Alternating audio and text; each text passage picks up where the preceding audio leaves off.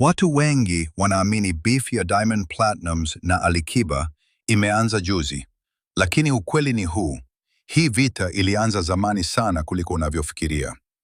Kwa miaka mingi, mashabiki wamegawanyika, upande wa Diamond na upande wa Alikiba. Lakini tofauti yao kubwa sio mziki tu, ni style ya maisha na strategy.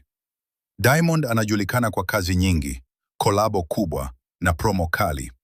Alikiba yeye ni tofauti. Anatoa muziki kwa mpangilio, hana pressure ya trend.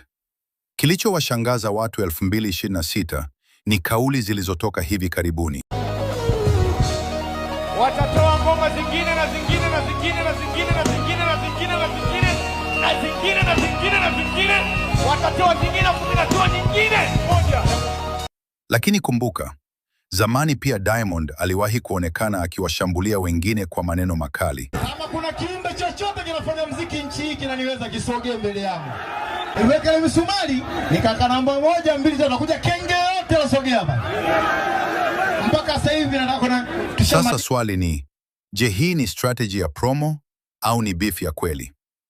Ukweli ni huu: hawa wawili wanafanya kitu kimoja tofauti. Diamond anatawala kwenye visibility, Alikiba anatawala kwenye consistency ya brandi yake.